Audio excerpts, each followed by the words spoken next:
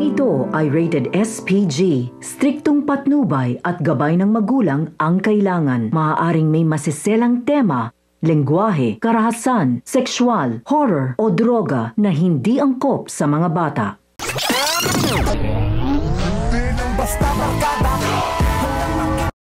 Biglang napahinto si Ponggay nang makita niya nakatayo si Tanggol sa kanilang bahay. Agad niyang binunot ang kanyang baril at itinutok kay Tanggol. Pinaalala ni Ponggay na sa muli nilang pagkikita ay ituturing na niya itong kaaway. Agad na sumagot si Tanggol na kung kalaban ang turing sa kanya ni Ponggay ay ganoon din ang turing niya dito. At sa kanyang paglabas ay nakita ni Tanggol ang grupo ng kalalakihan. Biglang sumulpot sa isang kanto. Sinabi ng mga ito na si Tanggol umano ang nambugbog sa kanila noon at ngayon ay oras na para gumanti.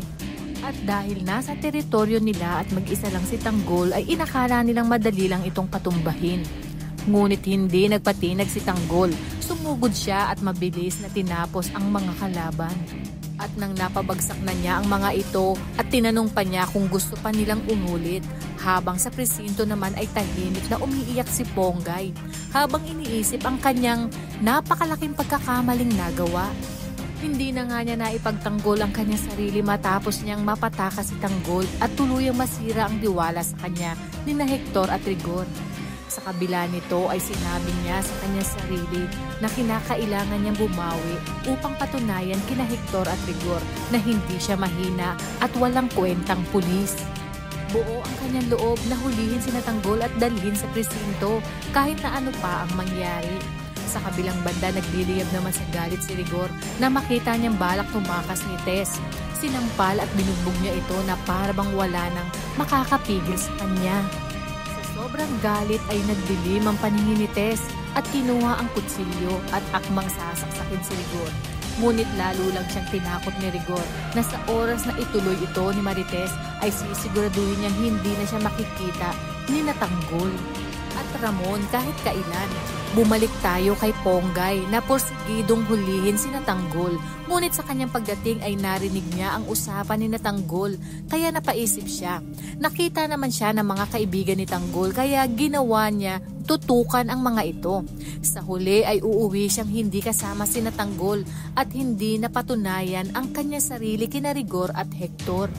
Ang dahilan ay tuluyan na siyang naniwala sa tunay na ipinaglalaban ni Tanggol at ramdam niya sa kanyang sarili na totoo ang mga sinasabi ni Tanggol at naiipit lang siya sa sitwasyon. Kaya naman sa kanyang pagbalik ng presinto ay isang katutak na pangungutya, pangmamaliit ang ginawa sa kanya ni na Hector at Rigor.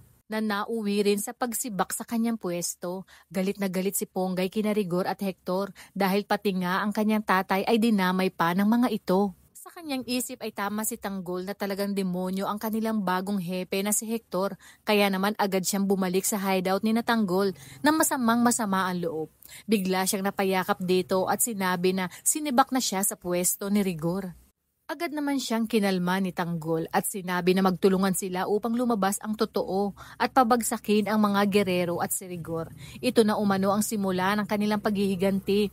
Buo naman ang loob ni Ponggay at malaki ang kanyang tiwala kay Tanggol. Kaya simula ngayon ay kasama na niya ito sa laban ng ating bidang si Tanggol.